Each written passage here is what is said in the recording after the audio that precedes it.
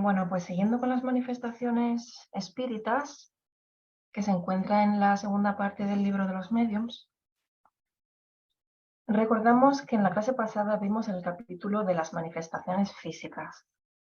En concreto estuvimos viendo el fenómeno de las mesas giratorias. Y hoy vamos a centrarnos en las manifestaciones inteligentes, que se encuentra en el capítulo 3.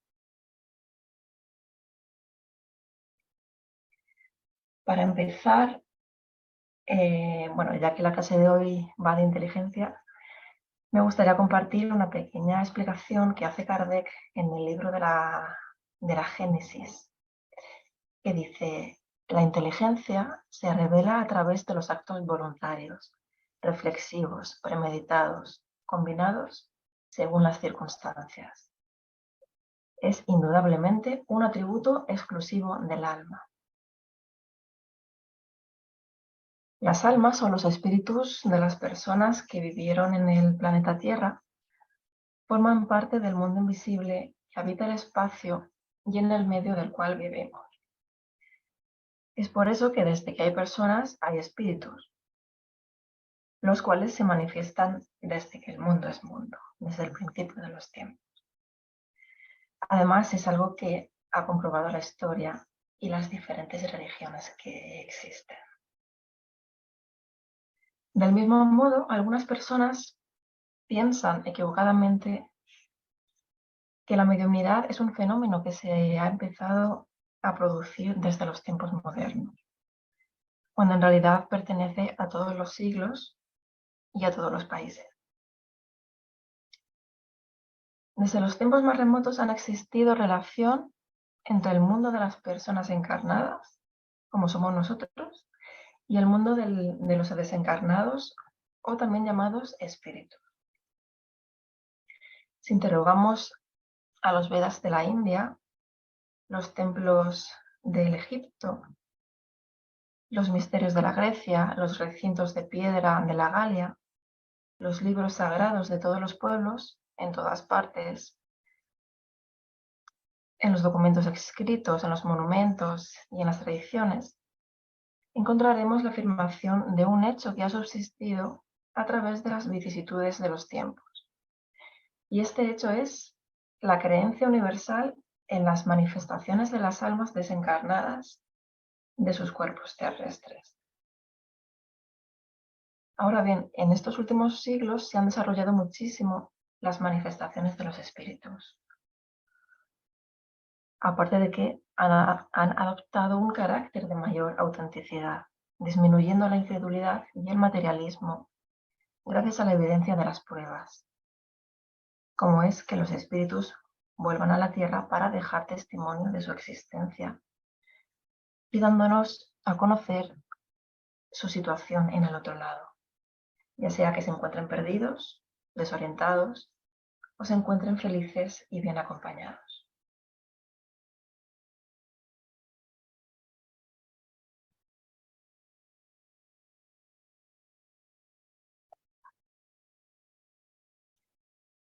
Debido a que los dos mundos, el invisible y el visible, viven uno en medio del otro y en contacto permanente, irremediablemente es que reaccionan el uno sobre el otro. Y son esas reacciones las que originan toda la variedad de fenómenos, los cuales se consideraban sobrenaturales por la simple razón de que se desconocía su causa. Por otra parte, esta acción entre estos dos planos es una de las leyes o una de las fuerzas de la naturaleza necesaria para la armonía del universo, igual que la ley de atracción. Si esta dejara de existir, se generaría un gran trastorno en la armonía universal. Entonces, teniendo en cuenta que esta acción está fundamentada en una ley natural, los fenómenos que produce ya no se los puede llamar sobrenaturales. Tan solo parecían ser fenómenos mágicos porque no se conocía todavía su causa. Al igual que pasaba con los fenómenos climáticos, como son la lluvia y los relámpagos. Los hombres primitivos no sabían por qué se producían y pensaban que era un castigo divino. Adentrándonos ahora en materia de religión, sabemos que todas ellas se basan en la existencia de Dios y todas ellas contemplan también la vida después de la muerte física. Y todo esto irremediablemente tiene que ir de la mano con la existencia del mundo invisible, con la existencia del mundo espiritual. Afortunadamente, la inmortalidad del hombre o su porvenir ha sido un tema relevante para el ser humano. Y por otra parte, la atención que se le ha dado a los fenómenos prueban la existencia de ese plano invisible.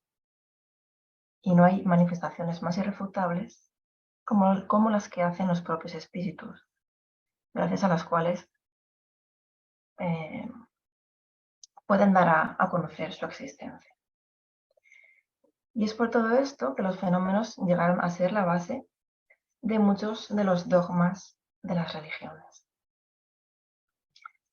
Por otro lado, el ser humano ha tenido siempre la intuición de la existencia de un poder superior.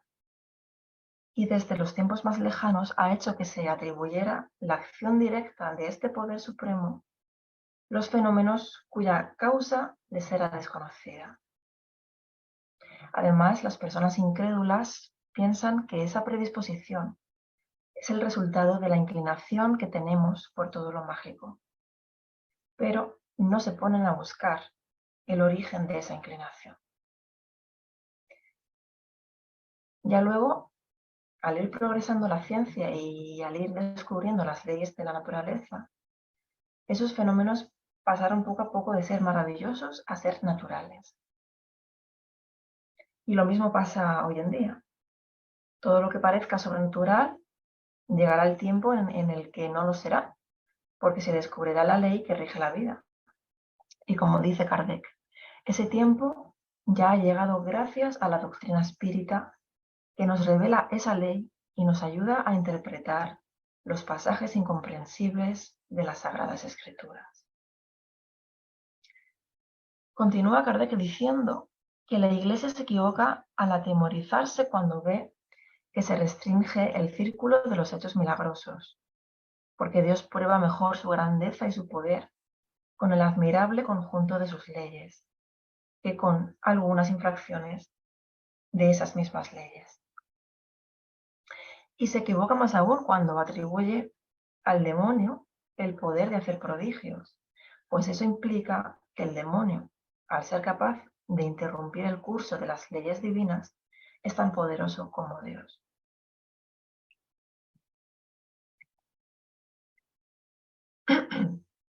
La religión, lejos de perder su autoridad, porque los hechos calificados de milagrosos pasen al orden de los hechos naturales, solamente puede ganar con eso. En primer lugar, porque se trata de un error considerar que un hecho es milagroso cuando no lo es. Y la religión no puede más que perder si se apoya en un error, sobre todo si se obstina en ver un milagro donde no lo hay. Y en segundo lugar, y esto es importante, porque muchas personas, al no admitir la posibilidad de los milagros, niegan los hechos calificados de milagrosos y por consiguiente niegan la religión que se apoya en ellos. Si por el contrario la posibilidad de esos hechos es demostrada como consecuencia de las leyes naturales, ya no hay posibilidad de que alguien las rechace, como tampoco la religión que los proclama. Los hechos que la ciencia comprueba de manera indiscutible no pueden ser revocados por ninguna creencia religiosa que se les oponga. Obviamente. La religión no tiene más que ganar en autoridad cuando acompaña el progreso de los conocimientos científicos y solo tiene que perder si protesta contra esos mismos conocimientos en nombre de sus dogmas, porque ningún dogma podrá prevalecer en oposición a las leyes de la naturaleza o anulándoselas. Un dogma fundado en la negación de una ley de la naturaleza no puede ser expresión de la verdad. El espiritismo, que tiene por base el conocimiento de las leyes que hasta ahora no se comprendían, no viene a destruir los hechos religiosos, sino a sancionarlos, al darles una explicación racional. Solo viene a destruir las falsas consecuencias que de ellos se han deducido, en virtud de la ignorancia o de la interpretación equivocada de esas leyes.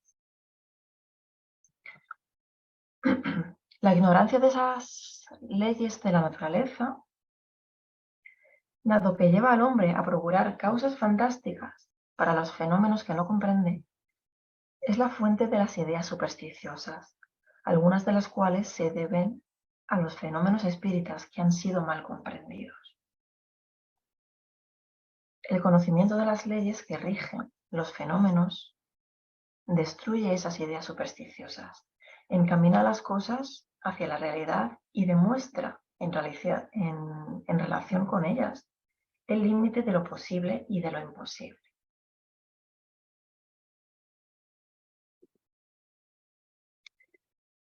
Hasta aquí hemos visto el carácter y las consecuencias religiosas de las manifestaciones espíritas. Información que podemos encontrar en el libro de Obras póstumas de Allan Kardec. Y ahora sí, sirviéndonos del libro de los mediums, vamos a ver qué es esto de las manifestaciones inteligentes.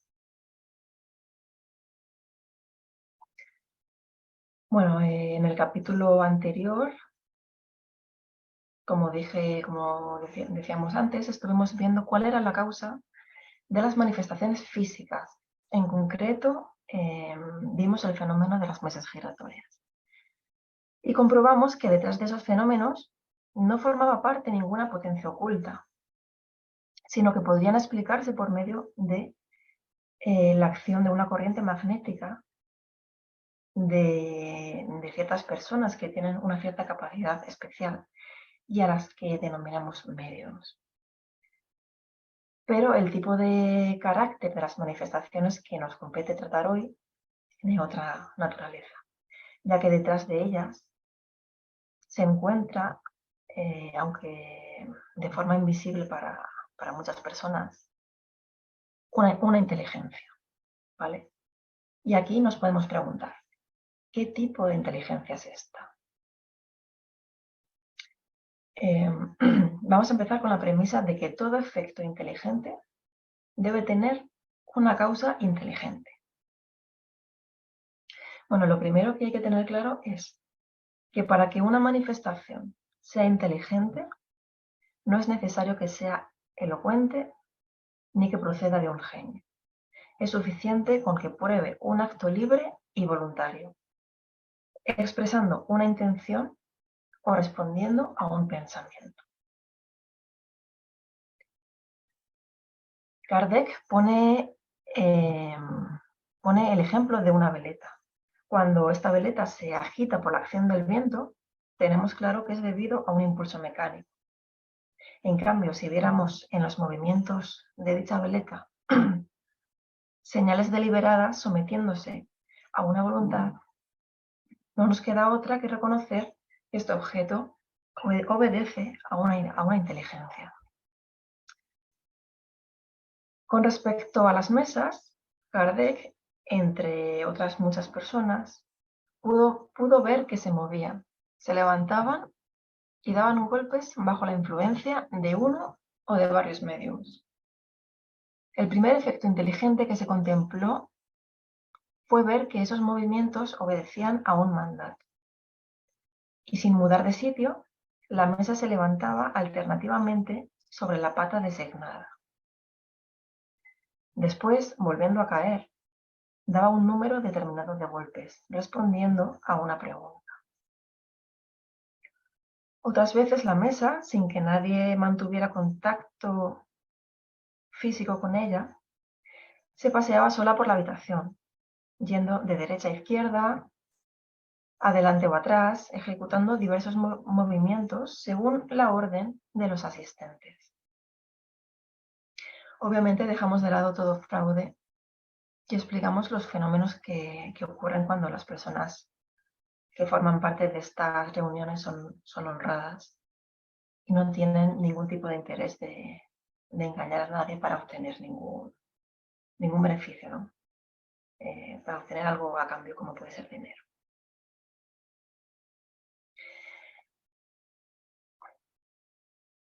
Vale. Con respecto al tema de los golpes, por medio de ellos se obtienen efectos todavía más inteligentes, como puede ser la imitación del sonido de tambores. Se puede escuchar también un simulacro de guerra, golpes de herramientas o incluso el ritmo de una melodía. Esto supuso un gran campo abierto para aprovechar y se pensó que ya que allí se encontraba una inteligencia oculta, podría incluso responder a las preguntas que se le formulasen. Y finalmente se pudo comprobar efectivamente que esta inteligencia podía responder con un sí o con un no mediante un número determinado de golpes que previamente se asignó a cada palabra. Pero como esas respuestas eran prácticamente insignificantes, acabaron designando las letras del alfabeto para componer palabras e incluso frases.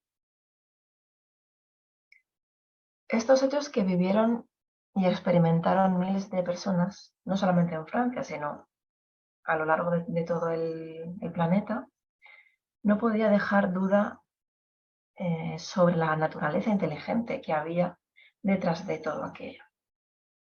Posteriormente surgió otro sistema, según el cual esta inteligencia debía ser la del medium, la de la persona que interrogaba o de los asistentes, ¿no? Lo complicado de aquello era explicar cómo esa inteligencia podía reflejarse en la mesa, interpretarse por los golpes. Y una vez que se descartó la idea de que el medium no daba esos golpes, se pensó que lo haría el pensamiento. Pero el hecho de que fuera el pensamiento, el que los producía, era un fenómeno todavía más difícil de creer. De hecho, la experiencia finalmente pudo demostrar que esta idea era insostenible, porque además cuando esta inteligencia les respondía, su argumento, su pensamiento o la inteligencia con la que se expresaba, en muchas ocasiones era muy diferente al pensamiento de las personas que se encontraban allí. Además de narrar sucesos que nadie de allí sabía, que nadie de allí sabía que se habían producido, cosa que demuestra que no eran ellos mismos los que estaban proyectando sus pensamientos, ¿no? Incluso algunas veces los mensajes recibidos los daban en un idioma que ellos no conocían. Kardec nos comparte un ejemplo que le refirió un testigo. Dice que a bordo de un buque de la Marina Imperial francesa, en estación de los mares de China, toda tripulación, desde los marineros hasta el Estado Mayor, se ocupaba en hacer hablar a las mesas. Se obtuvo la idea de evocar al espíritu de un teniente de ese mismo buque, muerto ya hacía 2 años. Llegó y después de diversas comunicaciones que llegaron a todos de asombro, dijo lo que sigue por medio de golpes. Os suplico encarecidamente que paguéis al capitán la suma de X dinero que le debo y que siento no haberla podido reembolsar antes de mi muerte. Esto fue lo que le dijo el espíritu. Nadie conocía el hecho y el mismo capitán había olvidado ese crédito, que por cierto era una suma de dinero bastante insignificante. Pero examinando sus cuentas encontró el asiento de la deuda del teniente, cuya cantidad era exactamente la indicada.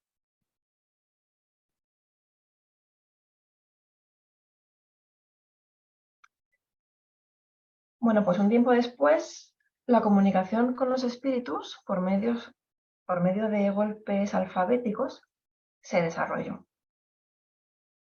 Pero era un proceso larguísimo. Y más adelante fueron los propios espíritus los que les indicaron otros medios diferentes, ¿no? Como es el de la comunicación escrita. Las primeras comunicaciones de este tipo consistían en utilizar un lápiz y adaptándolo a la pata de una mesita de poco peso y a la vez esta mesita se colocaba sobre una hoja de papel. Entonces, este mecanismo se ponía en funcionamiento a través de la influencia del medium y procedía a escribir el mensaje. Ya más tarde se reconoció que estos objetos empleados para recibir la información de este mundo invisible no eran necesarios y que lo único que sí que era imprescindible era un lapicero o un bolígrafo con el que poder escribir.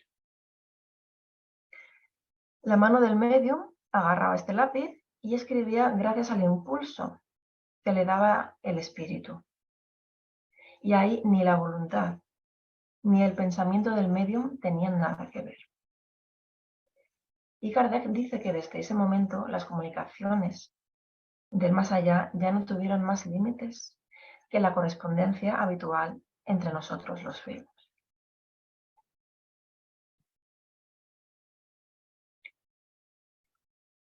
Bueno, ahora a modo de repaso quisiera irme a la Revista Espírita del año 1858, donde vamos a poder profundizar un poquito más en las comunicaciones inteligentes entre los espíritus y las personas, que pueden tener lugar por medio de los signos y de la escritura, que ya sabemos algo sobre ellos, y también a través de la palabra, que vamos a ver ahora cómo se produce. Los signos consisten en el movimiento de ciertos objetos, además de la producción de ruidos o de golpes. Cuando esos fenómenos poseen un sentido, no hay duda de que interviene una inteligencia oculta, ya que, como hemos dicho antes, si todo efecto tiene una causa, todo efecto inteligente debe tener una causa inteligente. Bajo la influencia de mediums, un objeto puede ejecutar movimientos, dar un determinado número de golpes con el fin de transmitir respuestas de sí o de no. O por la designación de las letras alfabéticas. Los golpes también se pueden oír sin ningún movimiento aparente en cualquier objeto, como puede ser la superficie de un objeto inerte, en la pared, en un mueble, etc. Y a este modo de comunicación vamos a darle el nombre de sematología espírita. Y más concretamente al medio de comunicación a través únicamente de los golpes, lo llamaremos tiptología.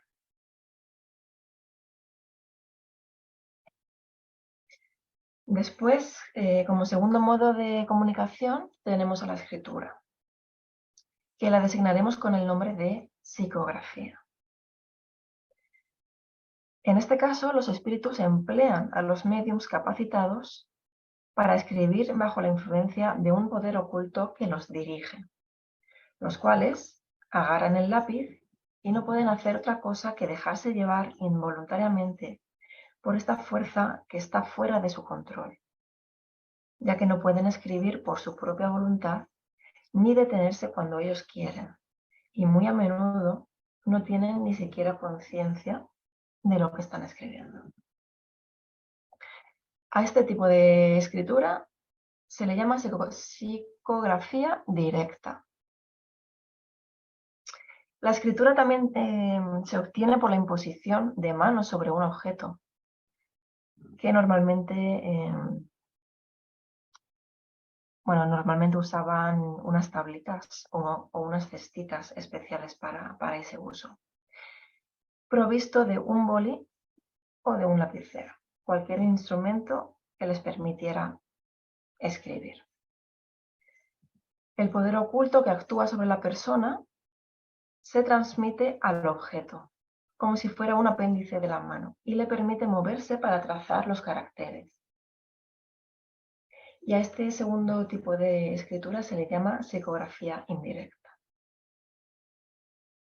Las comunicaciones escritas pueden ser más o menos extensas según el grado de facultad mediúmnica que tenga la persona. Algunas solamente obtienen palabras y en cambio otras pueden ir desarrollando esta técnica con el tiempo y con mucha práctica, claro, e ir consiguiendo poco a poco frases completas e incluso disertaciones sobre temas propuestos o tratados por los espíritus sin que se les haya formulado ninguna pregunta. La escritura puede ser clara y legible y otras veces puede ocurrir que solo se puede descifrar por la propia persona que lo ha escrito, ayudándose de su intuición o de la doble vista que posee. Muy a menudo suele pasar que la escritura de un mismo medium, esto es interesante, cambia por completo. Y esto es debido a que detrás de esa comunicación se manifiestan diferentes tipos de espíritus, de diferentes entidades. Obviamente, porque al igual que pasa con las personas que todavía estamos encarnadas, todos somos diferentes. Unos son más listos, otros son menos. Unas son personas cultas, otras son personas más ignorantes. Y por eso no podemos todos expresarnos con la misma, de la misma manera, ¿no? Hay veces que los espíritus se comunican a través de la escritura, pero sin ayudarse de ningún medio. En este caso, las palabras son escritas por el mismo espíritu, ya sea de forma visible o invisible. Y a este modo de comunicación lo vamos a denominar espiritografía. La diferencia que hay entre psicografía y espiritografía reside en que en la primera, en la psicografía, el alma del medium desempeña el papel de intermediario, ¿vale? Y en la segunda, en la espiritografía, es el espíritu, es el propio espíritu el que obra por sí mismo sin la ayuda de nadie encarnado, ¿vale? Bueno, y ya el tercer y último modo de comunicación es la palabra. Este consiste en que ciertos médiums reciben en los órganos de la voz la influencia del espíritu. Digamos que ese espíritu se apodera de la persona y, sirviéndose de su voz, habla a través de ella. Las comunicaciones verbales también pueden dar lugar sin una persona que hace de intermediario, de manera que los mensajes pueden resonar en nuestros oídos o en nuestro cerebro sin una causa física. Y es posible también que los espíritus se aparezcan en sueños o en estado de vigilia y dirigirse a las personas para darnos algún tipo de información. Podemos recibir de ellos de esta manera instrucciones, advertencias, consejos.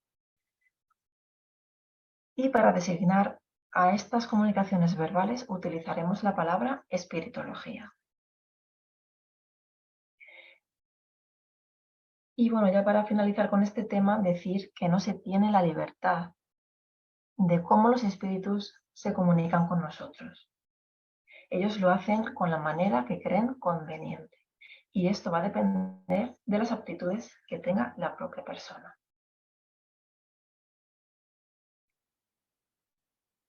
Vamos ahora a pasar a ver las respuestas que los espíritus dan a algunas preguntas relacionadas con este tema que estamos explicando.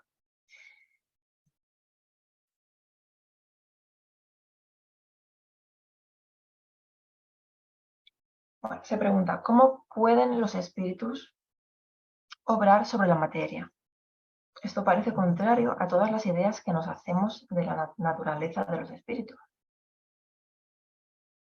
Y le responde, según vosotros, el espíritu no es nada. Esto es un error. Nosotros ya hemos dicho que el espíritu es algo, y es por eso que puede obrar por sí mismo. Pero vuestro mundo es demasiado grosero para que pueda hacerlo sin intermediario, es decir, sin el lazo que une el espíritu a la materia. El lazo que une el espíritu a la materia, si no es inmaterial, es por lo menos impalpable. Esta respuesta no resolvería la cuestión si no tuviésemos el ejemplo de fuerzas igualmente imponderables que obran sobre la materia. Es así que el pensamiento es la causa primera de todos nuestros movimientos voluntarios y que la electricidad derriba, levanta y transporta masas inertes. De lo que no se conoce, el móvil, sería ilógico concluir que éste no existe. Por lo tanto, el espíritu puede tener palancas que nos son desconocidas. La naturaleza nos prueba todos los días que su fuerza no se detiene ante el testimonio de los sentidos. En los fenómenos espíritas, la causa inmediata es indiscutiblemente un agente físico, pero la causa primera es una inteligencia que obra sobre este agente, como nuestro pensamiento obra sobre nuestros miembros. Cuando queremos golpear, es nuestro brazo el que obra, no es el pensamiento el que golpea. Este es quien dirige el brazo.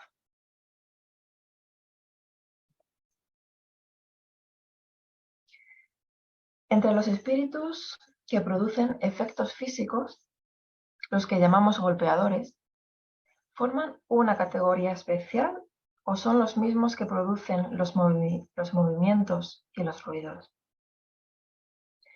El mismo espíritu puede ciertamente producir efectos muy diferentes, pero los hay quienes se ocupan más particularmente de ciertas cosas, como entre vosotros tenéis los herreros y los hacedores de proezas.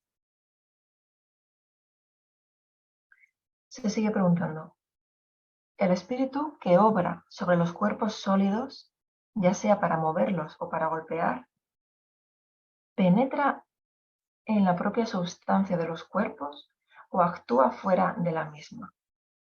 Y le responden lo uno y lo otro. Hemos dicho que la materia no es un obstáculo para los espíritus. Ellos lo penetran todo. Las manifestaciones materiales, tales como los ruidos, el movimiento de los objetos y todos esos fenómenos provocados frecuentemente, son producidos indistintamente por los espíritus superiores y por los espíritus inferiores.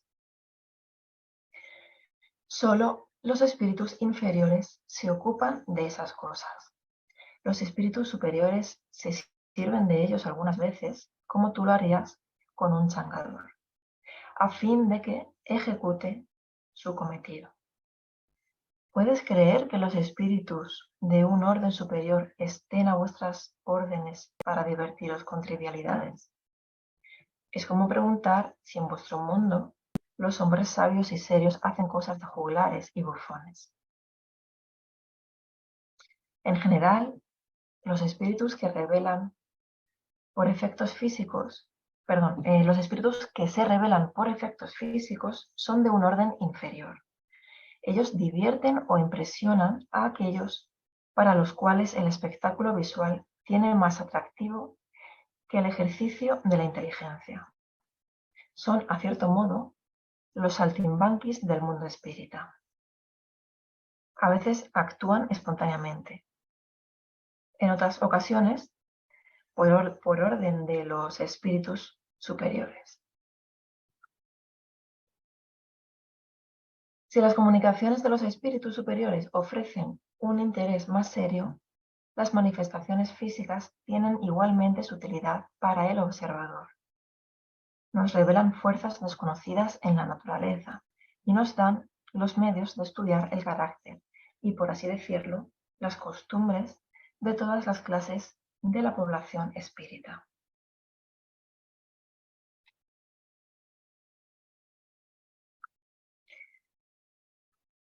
Se sigue preguntando, ¿cómo probar que el poder oculto que actúa en las manifestaciones espíritas está fuera del hombre? ¿No podría pensarse que reside en sí mismo, es decir, que obra bajo el impulso de su propio espíritu?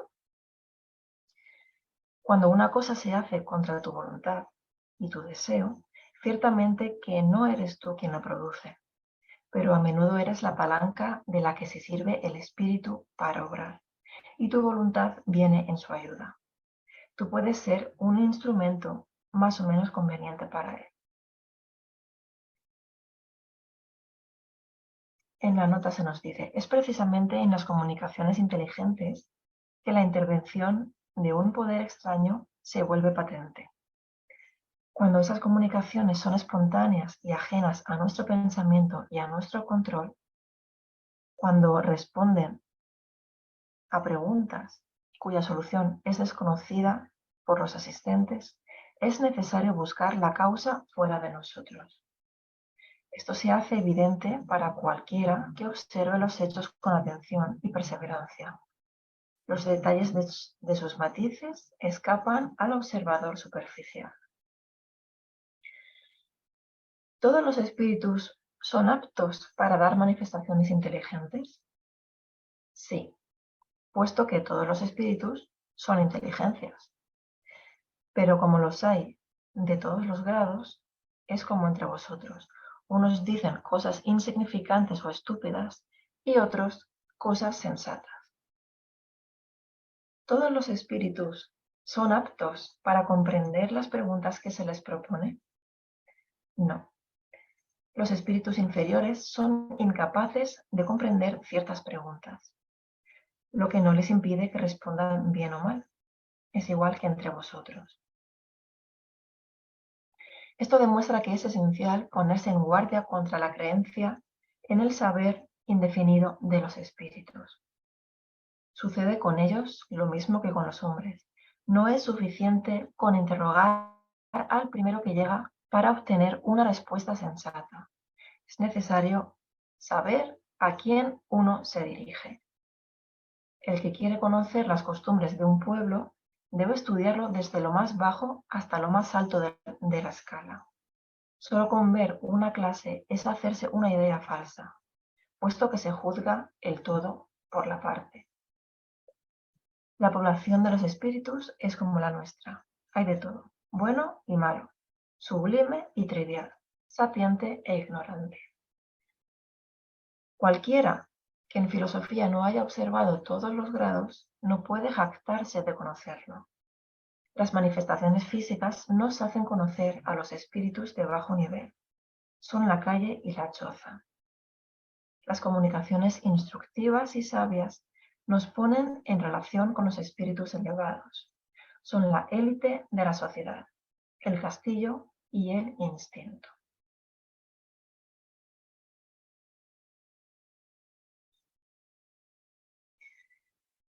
En el libro En lo invisible, León Denis nos dice que los hechos de escritura medianímica son tan antiguos como la historia. Y la antigüedad y la Edad Media nos proporcionan muchísimos ejemplos, como pueden ser los siguientes. Retirado en el fondo de la caverna, Mahoma, con movimiento febril, va llenando de caracteres hojas y hojas que tira luego al azar. Reúnen todas esas hojas esparcidas y las coordina. ¿Y qué resulta? El Corán.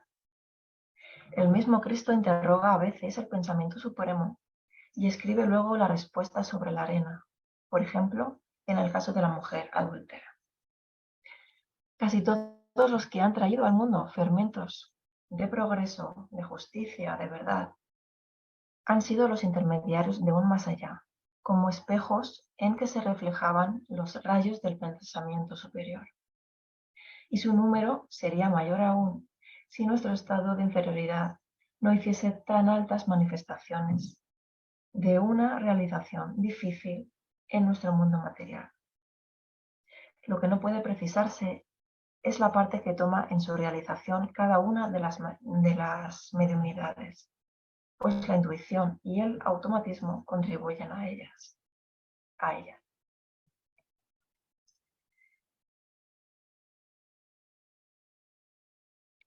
En los tiempos modernos, esta facultad de escribir bajo un impulso oculto se ha revelado en ciertos individuos con una gran evidencia. Y vamos a citar algunos casos importantes. Hudson Tatel, de Cleveland, Ohio, era a los 18 años un simple mozo de labranza, sin ninguna educación ni instrucción, ocupado todo el día en las penosas tareas del campo. Pues bien, durante la noche escribió, siendo inspirado por los espíritus, un fantástico libro que se llama Arcanos de la Naturaleza, y en el que se adelantó a los conocimientos científicos de su tiempo. No pudo disponer de libros ni de biblioteca alguna, pues sus padres vivían en el campo y no se ocupaban más que del cultivo de las tierras. El libro fue publicado en 1860, llevando un apéndice en el que se explicaba su origen. Se hicieron del mismo 3 ediciones en América. Se publicó después en Inglaterra y fue traducido al alemán por el doctor, a ver si me sale el nombre, Aschenbrenner o algo así, y publicado en Leipzig. Como dato curioso, puede citarse que el doctor Wagner, jefe de la escuela materialista alemana, leyó la obra sin fijarse en el apéndice que llevaba, y creyendo que se trataba del libro de un hombre de ciencia, tomó del mismo muchas citas que figuran en su gran obra llamada Fuerza y Materia, aunque sin nombrar al autor. El doctor Syriax se lo hizo notar, y cuando Wagner fue a América para dar unas conferencias, al pasar por Cleveland, quiso ver a Hudson Tatel. El medium le fue presentado con ocasión de un banquete, pero se llevó una gran desilusión cuando vio que éste era demasiado joven. Y más cuando le dijeron cómo se había escrito la misma obra, creyendo que todo era una farsa y costándoles muchísimo trabajo al doctor Syriax y a Mr. Taine, editor del diario alemán de Cleveland, convencerle de que no era ninguna farsa. Y como último ejemplo, vamos a ver otro hecho muy importante, que es la última obra del gran escritor Charles Dickens, escritor inglés. Y bueno, esta obra se llama El misterio de Edwin Drood, que Dickens no pudo terminarla porque murió debido a una hemorragia cerebral, si internet no me miente, y que pudo ser acabada en América por el medium James, bajo la dirección del propio espíritu de Charles Dickens. James era un joven obrero, sin educación y absorbido durante 10 horas diarias por su profesión.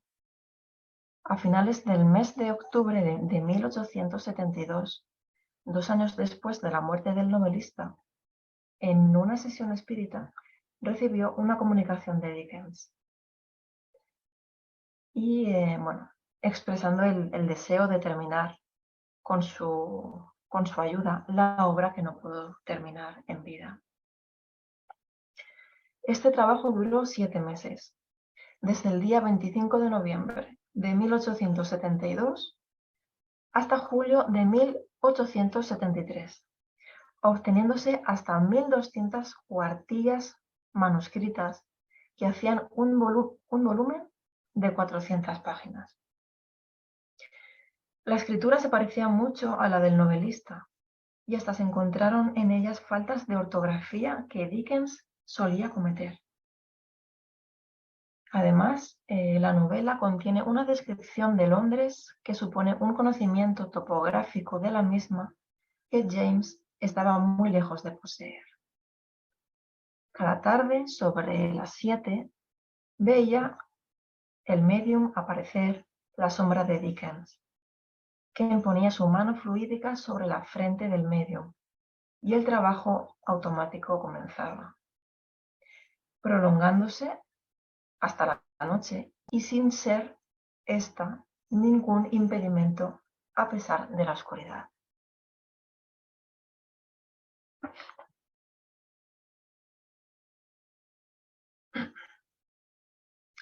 Bueno, pues hemos visto unos cuantos ejemplos de manifestaciones espíritas y vamos a pasar a ver el libro ¿Qué es el espiritismo?, de Allan Kardec.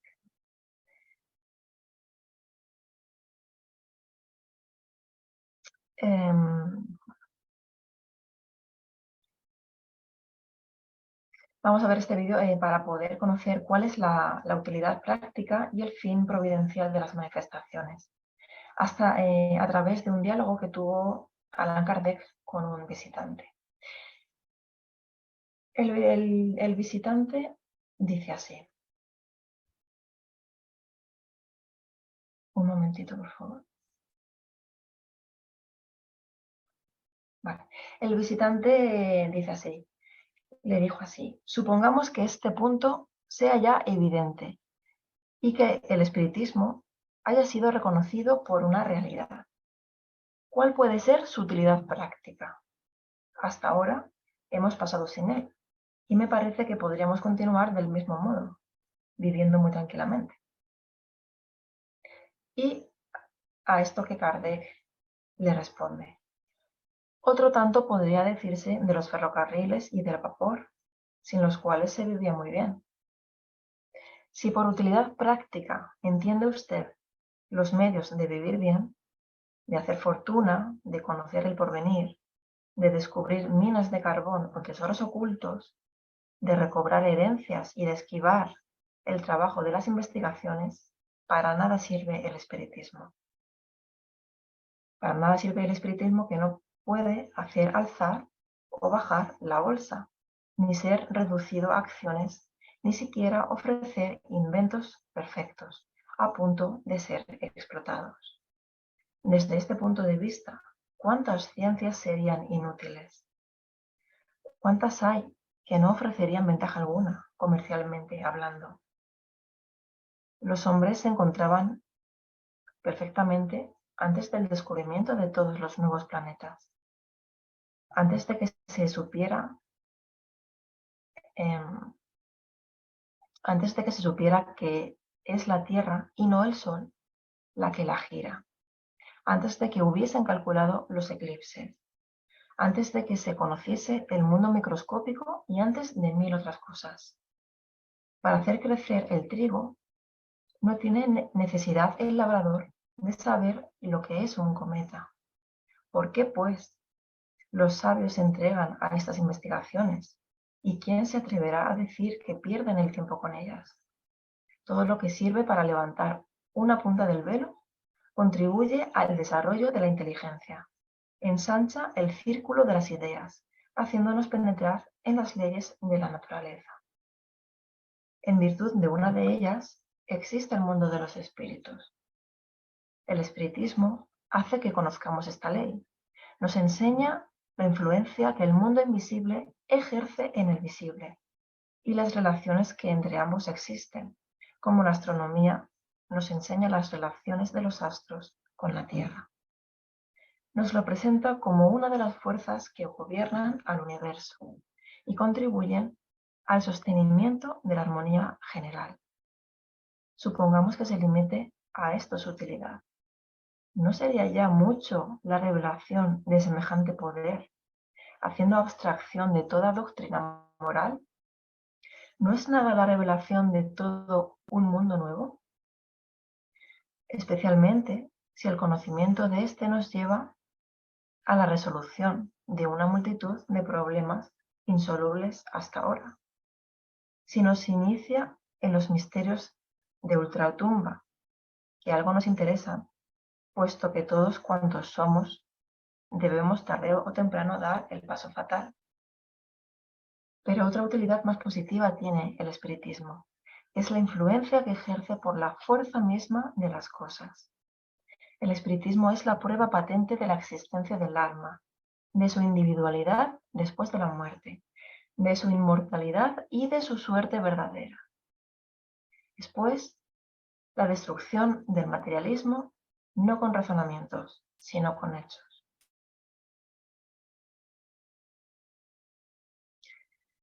En cuanto al fin providencial de las manifestaciones, es el de convencer a los incrédulos de que todo no acaba para el hombre con la vida terrestre, y el de dar a los creyentes ideas más exactas sobre el porvenir. Los buenos espíritus vienen a instruirnos para nuestro mejoramiento y adelanto, y no para revelarnos lo que aún no debemos saber o lo que debemos aprender mediante nuestro trabajo. Si bastase interrogar a los espíritus para obtener solución a todas las dificultades científicas, o para hacer descubrimientos o inventos lucrativos, todo ignorante podría hacerse sabio fácilmente y todo perezoso enriquecerse sin trabajo. Y esto es lo que Dios no quiere. Los espíritus ayudan al hombre de genio por medio de inspiración oculta, pero no le eximen del trabajo y de las investigaciones a fin de no privarle del mérito. Sería tener una idea muy falsa de los espíritus el ver en ellos auxiliares de los pronosticadores de la buena ventura. Los espíritus serios se niegan a ocuparse de cosas fútiles. Los espíritus ligeros y burlones se ocupan de todo, a todo responden y predicen todo lo que se quiere, sin inquietarse por la verdad, y dando el censurable placer de mistificar a las personas demasiado crédulas.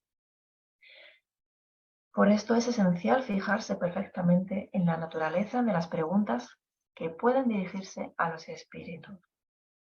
Fuera de lo que pueda ayudar al progreso moral, solo incertidumbre se encuentra en las revelaciones que de los espíritus pueden obtenerse. La primera consecuencia desagradable para el que aparta su facultad del objeto providencial es la de ser mistificado por los espíritus mentirosos que pululan alrededor de los hombres. La segunda, la de caer bajo el imperio de esos mismos espíritus que pueden, con pérfidos consejos, conducir a desgracias reales y materiales en la tierra. La tercera es perder, después de la vida terrestre, el fruto del conocimiento del espíritu, del espiritismo. Pues bien, las manifestaciones no están destinadas a secundar los intereses materiales. Su utilidad está en las consecuencias morales que de ellas se desprenden. Pero, aunque no tuvieran otro resultado que el de dar a conocer una nueva ley de la naturaleza y el de demostrar materialmente la existencia del alma y de su inmortalidad, sería ya mucho, porque constituiría un nuevo y ancho campo abierto a la filosofía.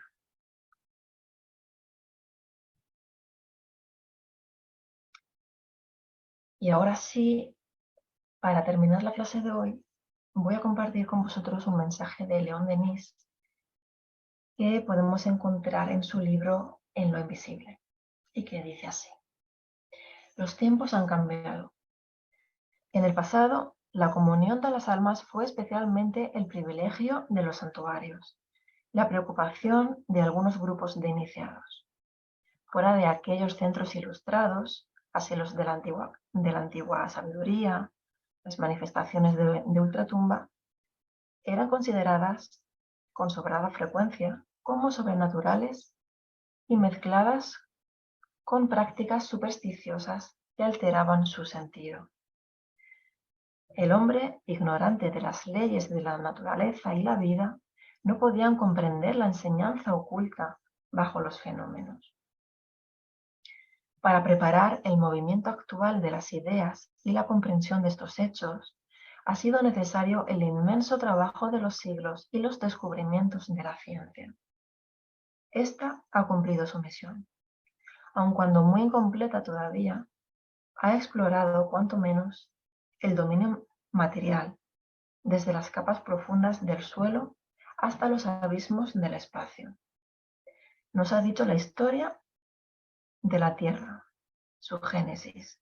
Ha enumerado los mundos que gravitan en el cielo, calculado su peso, sus dimensiones y su marcha. El hombre se ha dado cuenta del pequeño lugar que ocupa en el universo, y si ha aprendido a conocer la grandeza de su inteligencia, también, en cambio, ha podido medir la debilidad de los sentidos. La vida se ha revelado en todas partes, tanto en los dominios de los seres microscópicos como en la superficie de los globos que ruedan por el espacio. El estudio del mundo invisible viene a completar esta ascensión de la ciencia. Abre al pensamiento horizontes nuevos, perspectivas infinitas. En lo sucesivo, el conocimiento del alma y de sus destinos no serán ya el privilegio de los sabios y de los iniciados. La humanidad entera está llamada a participar de los bienes espirituales que constituyen su patrimonio.